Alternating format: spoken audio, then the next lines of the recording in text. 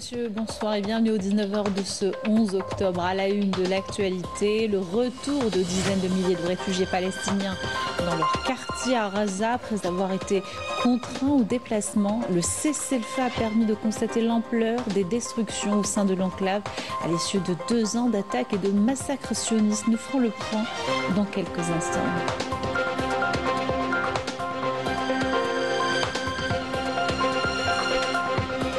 Normalisation du Marzen avec l'entité sioniste contestée par la population. Dans les rues depuis 15 jours, les Marocains réclament des droits basiques, mais sont toujours ignorés par le régime qui n'hésite pas à les réprimer violemment. Les détails tout à l'heure.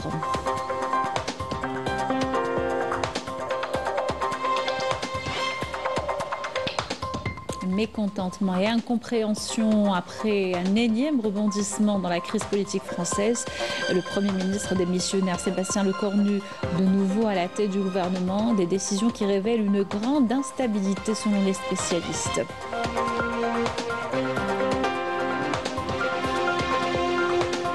Nous parlerons patrimoine dans cette édition avec une ode au haïk, l'habit algérois qui raconte l'histoire des femmes de la ville et une tradition tissant le lien entre passé et présent. Reportage dans cette édition.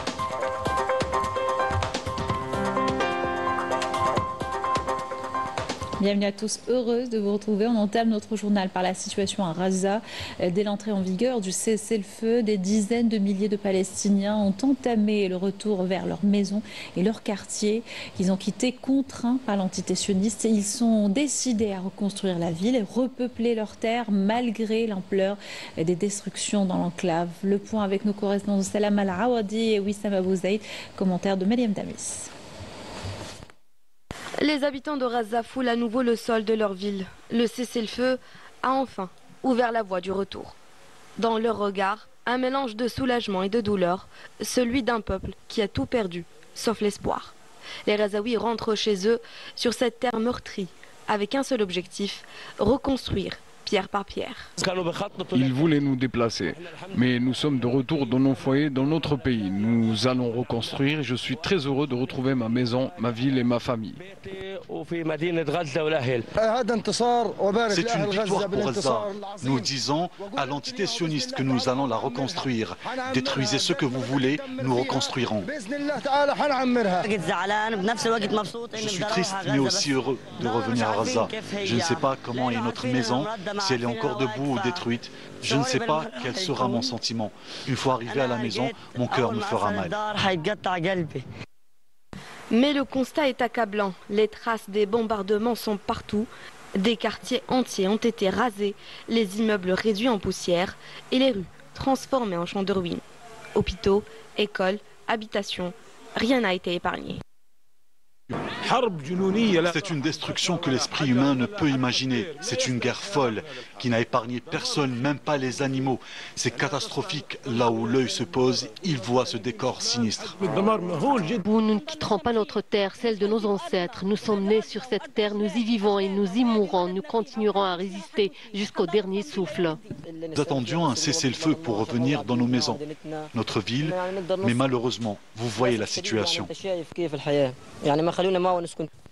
C'est le drapeau de la Palestine. Nous avons tout perdu, nos enfants, nos femmes, nos foyers. Mais ça ne disparaîtra jamais. Pourtant, malgré les pertes et la douleur, les Gazaouis avancent. Ils savent que tout reste à rebâtir, mais rien ne pourra effacer leur attachement à cette terre. À Gaza, la vie continue, plus forte que la guerre. La normalisation toujours contestée par la population marocaine, elle a été imposée par le Marzen alors que le peuple n'a de cesse de dénoncer les liens hors normes avec l'entité sioniste. Le régime a même consolidé ses relations au détriment des intérêts des Marocains. Raouf Hamouche.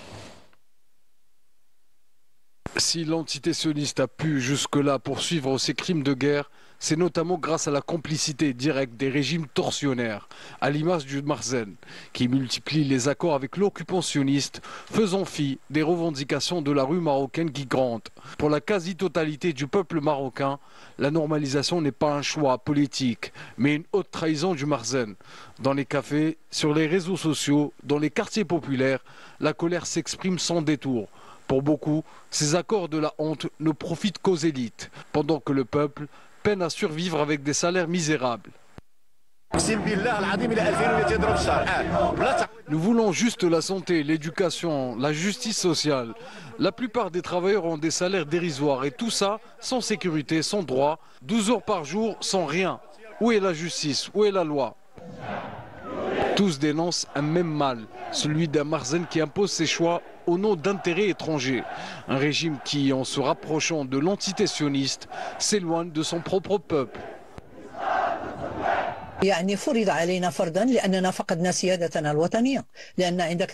Nous avons perdu notre souveraineté parce que notre économie a été livrée au marché étranger, aux investisseurs venus piller nos richesses pendant que notre peuple s'appauvrit. Et c'est dans cette fragilité que le sionisme et les puissances impérialistes imposent leurs conditions jusqu'à menacer la stabilité de notre pays. En effet, pour le Marzane, la justice devient une arme contre la contestation. Le système riposte par la peur et la prison. 6 jeunes sont en détention. Nous avons déposé plusieurs recours car ces jeunes n'ont commis aucun crime. Ils ont seulement manifesté pacifiquement pour leurs droits sociaux. La justice a été instrumentalisée pour faire des exemples. Pour beaucoup de Marocains, la normalisation n'est pas seulement une question politique ou économique. C'est une question de sécurité nationale, d'identité et même de dignité. Car chaque accord signé avec l'occupant sioniste renforce un ennemi qui détruit chaque jour des vies en Palestine. Le danger de la normalisation nous menace en profondeur. Notre sécurité, notre souveraineté, la conscience et l'identité des générations présentes et futures. Ils servent d'appui à l'ennemi en fournissant des ressources qui permettront de tuer des femmes et des enfants et de détruire Gaza et toute la Palestine.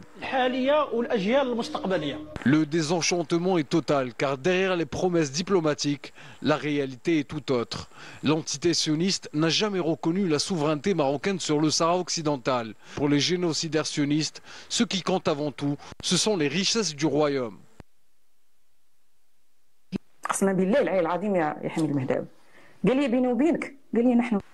J'étais sous le choc. Imaginez, un employé de l'ambassade de l'entité sioniste m'a dit franchement, les accords n'ont rien à voir avec la reconnaissance du Sahara. Ce qui les intéresse, c'est notre économie, nos ressources, notre mer. Si le Marzane a choisi la normalisation, le peuple, lui, a choisi la dignité. Entre soumission diplomatique et conscience nationale, le fossé s'élargit chaque jour un peu plus. Et en plus de contester à la normalisation, les Marocains réclament une vie digne. Des revendications basiques et légitimes sont scandées quotidiennement depuis 15 jours dans les rues du pays. Les voix des jeunes, syndicats et partis politiques sont toujours ignorées par le Marzane qui n'hésite pas à les réprimer violemment. Houda Louabah et Milad Hanin.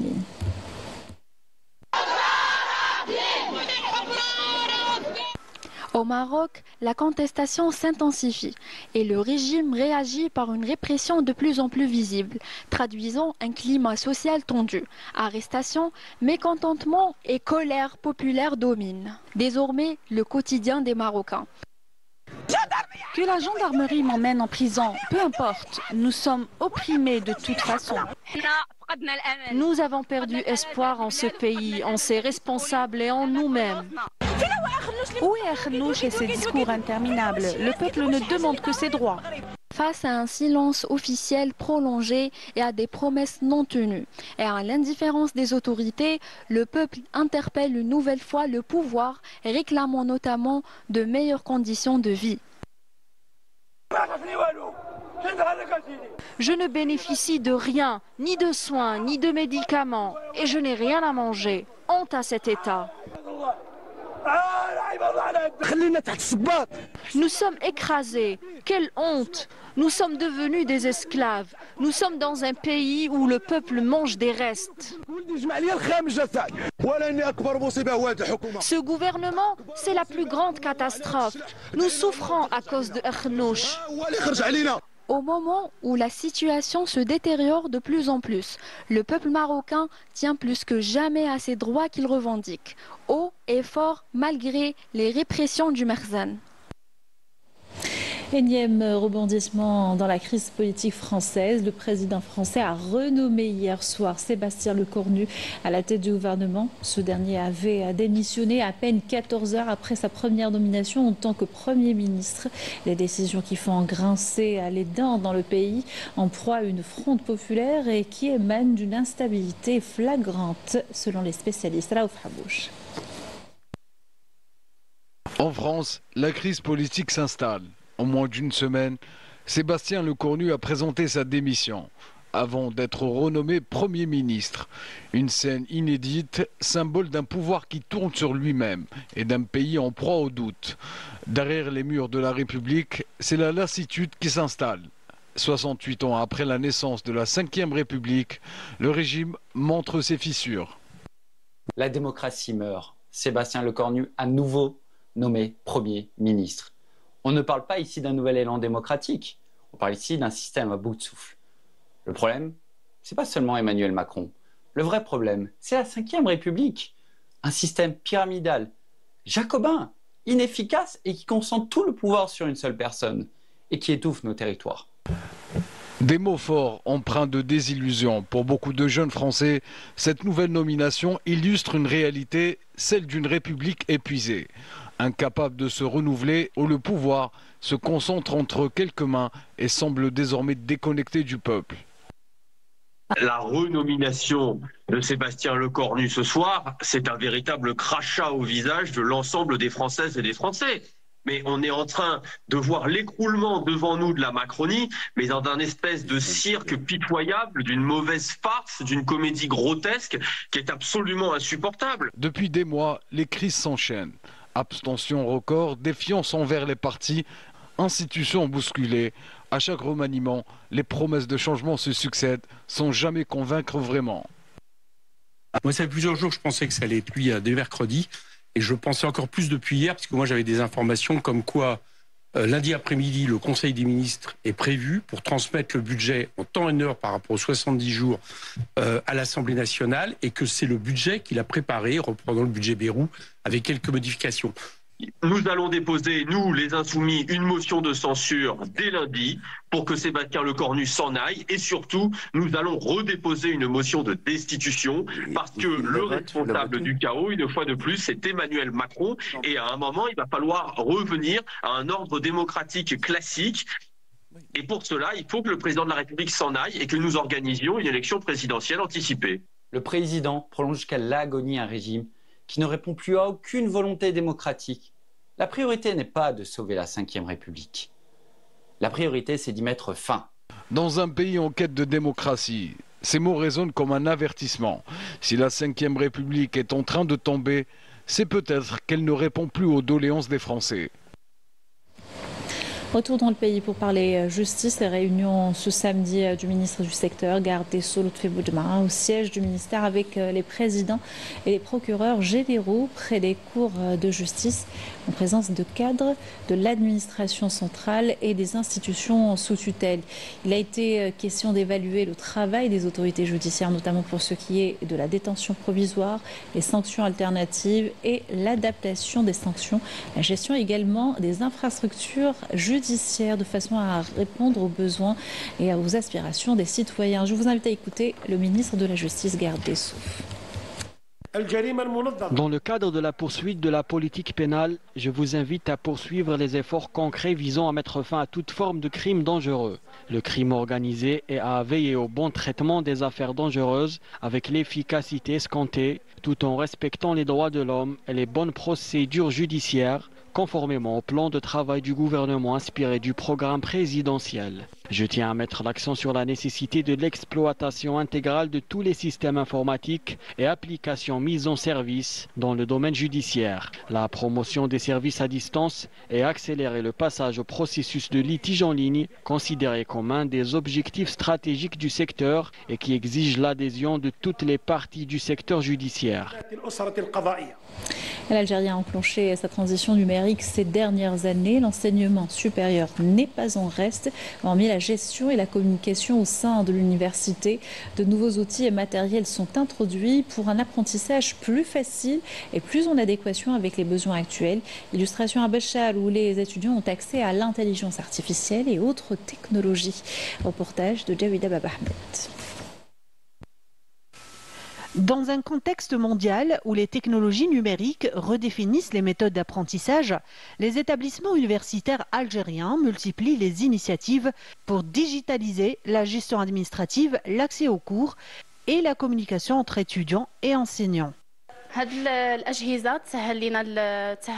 Ce sont des équipements qui rendent nos recherches scientifiques plus faciles, plus à l'aise. L'université d'aujourd'hui est beaucoup plus développée qu'avant. Tous les niveaux pédagogiques ont bénéficié d'un équipement moderne. Les étudiants en licence apprennent tous le langage Python, peu importe la spécialité. L'intelligence artificielle aussi. Et pour cela, nous allons organiser une séance de formation pour les enseignants. À Béchar, cette transformation se traduit par la mise en place de plateformes d'enseignement en ligne, la dématérialisation des inscriptions et l'accès numérique aux bibliothèques universitaires.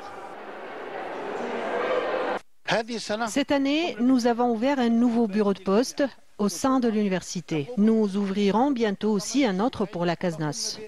Nous avons réhabilité les classes. Nous avons aussi modernisé une structure pédagogique destinée à l'école supérieure des enseignants de Béchar. Cependant, nous avons lancé la réalisation de 6 amphithéâtres. Ces progrès visent à rendre l'université plus efficace, plus transparente et plus ouverte aux étudiants, éloignée des grands centres urbains. Les enseignants, quant à eux, bénéficient d'outils modernes pour recevoir, partager et évaluer les contenus pédagogiques, favorisant ainsi une pédagogie plus interactive et adaptée aux besoins du XXIe siècle. Et justement, pour répondre aux besoins du monde du travail actuel, l'université s'associe régulièrement aux entreprises. L'unité de recherche et de développement d'ENI de Sidi Bel Abbès a signé une convention avec l'université de Chlef. Il s'agit de conjuguer le savoir académique et expertise industrielle pour donner naissance à des solutions locales capables de relever les défis de la souveraineté technologique du pays. Camélia Hamoum et Milad Hamid.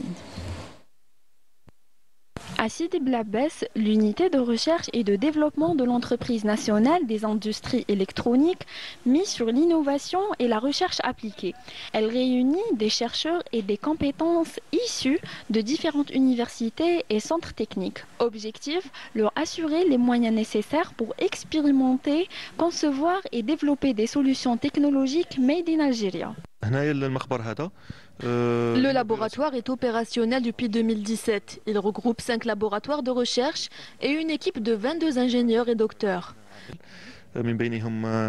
des ingénieurs et des docteurs. L'ENI reste ouverte aux propositions venues du monde académique. Elle encourage la réalisation des projets algériens portés par des compétences nationales. Dans ce cadre, une convention de partenariat a été signée avec l'université Hassiba Ben Bouali de Chlef. Un accord qui vise à rapprocher la formation académique de l'application pratique et à renforcer les liens entre l'université et l'économie. Les deux parties y trouvent leur compte, des projets utiles pour l'ENI et en retour des équipements et ressources mis à disposition des chercheurs.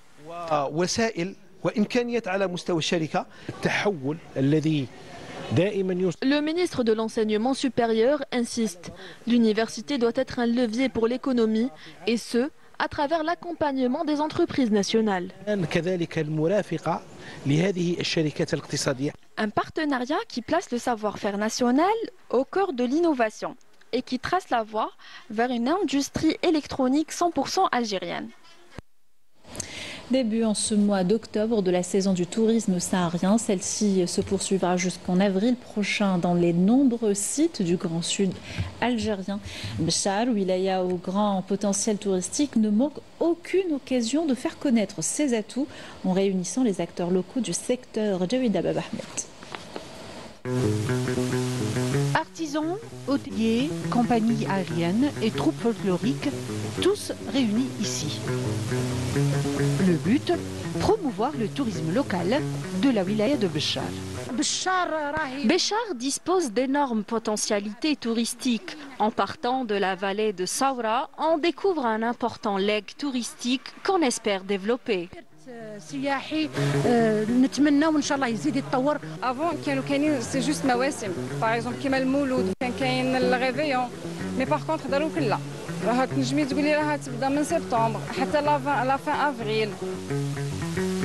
Au programme, présentation de bijoux traditionnels, démonstration de savoir-faire artisanal, spectacle de danse et de musique saharienne, mais aussi la participation active des établissements hôteliers de la région, qu'ils soient modernes ou fidèles à l'architecture traditionnelle du désert.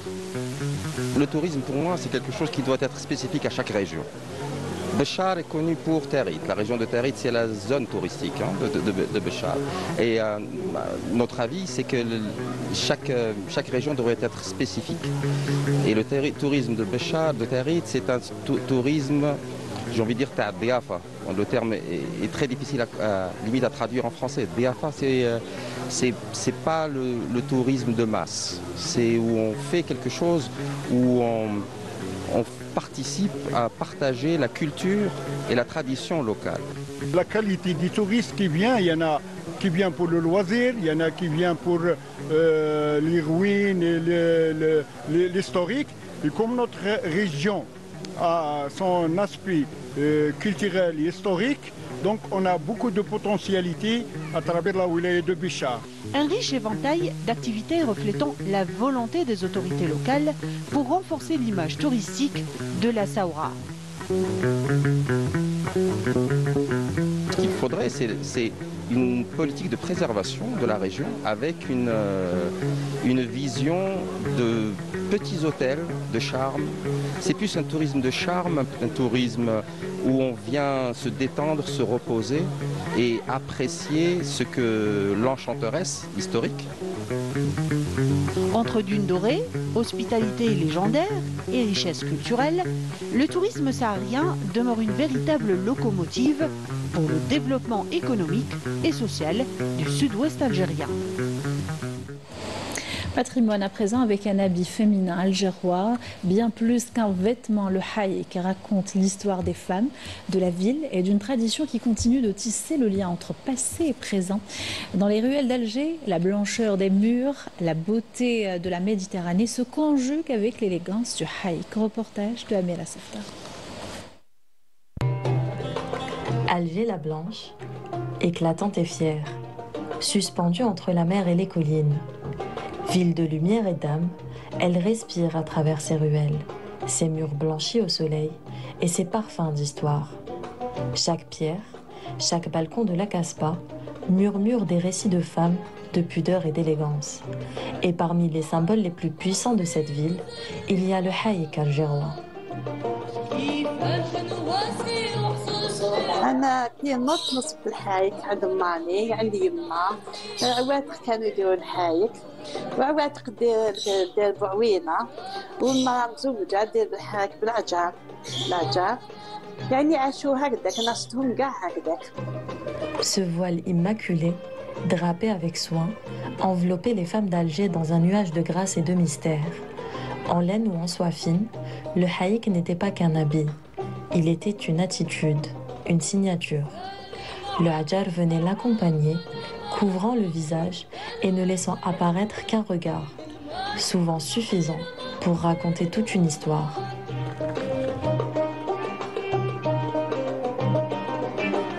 صغارك هادو عندهم حايك تاع مرمى صغار عندهم حايك تاع مرمى والكبار عندهم حايك تاع مرمى وحايك تاع واحد اخر حايك تاع الدار تاع كل يوم وحايك تاع خرجه زعما هذا عرس هذا فرح هذا يلبسوا هذاك الحايك والصغار لا حايك تاعهم تاع مرمى ديريكت. Dans les ruelles de la Casbah, le haïk se mêlait aux murs blancs, à la lumière, au murmure des pas. Il incarnait la pudeur, la noblesse et le raffinement d'une époque où la tenue vestimentaire disait tout d'une culture. Porter le haïk, c'était affirmer une identité, un respect, une beauté intérieure que la ville tout entière reflétait. Aujourd'hui, il reste bien plus qu'un souvenir. Le haïk algérois est un fragment vivant de l'âme d'Alger. Le préserver, c'est préserver cette élégance discrète, cette mémoire tissée dans le temps. Car dans chaque pli de ce voile blanc, c'est toute la dignité et la splendeur d'Alger qui continuent de briller. Et on termine notre journal en musique. L'Opéra d'Alger a accueilli hier soir un prime exceptionnel de Al-Hanwa Shabab. La production de l'OPTV a célébré dans la joie la qualification de l'équipe nationale pour la Coupe du Monde 2026. Une ambiance d'allégresse et de fierté. Amira Meddahi et Majda Jahmoun pour les détails.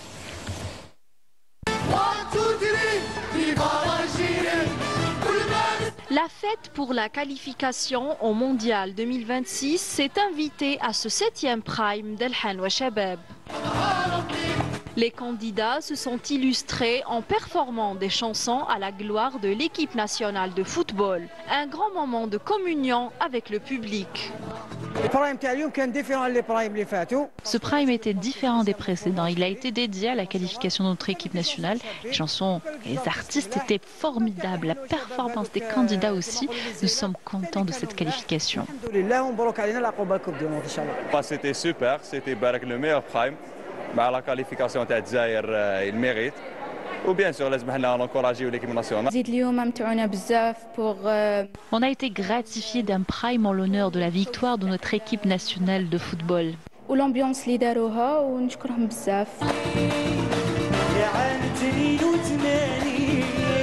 Une soirée particulière avec des invités de marque tels que Sadr Djemraoui qui a accompagné les élèves sur son fameux Djibouha ya Loulad.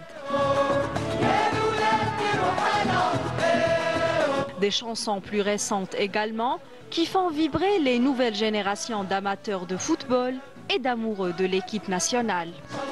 Ce sont des chansons avec lesquelles nous avons grandi. Tous les Algériens les connaissent par cœur. Je suis tellement contente de participer à cet événement.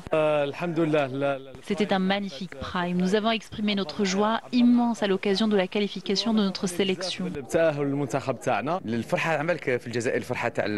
La joie et les célébrations liées à notre équipe nationale est vraiment particulière en tant qu'Algérien. Cette chanson représente bien le sang chaud qu'on a et l'amour pour notre pays.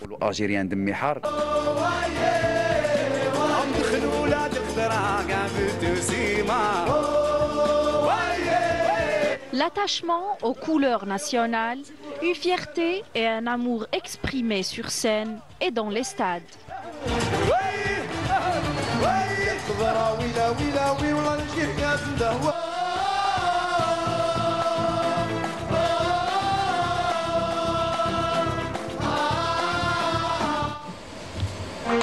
Et vous pourrez suivre le prime d'Al-Hanwa Shabab ce soir à partir de 21h sur Canal Algérie, la chaîne terrestre et la 4e chaîne. C'est la fin de ce journal. Merci de l'avoir suivi. Excellente soirée sur Canal Algérie.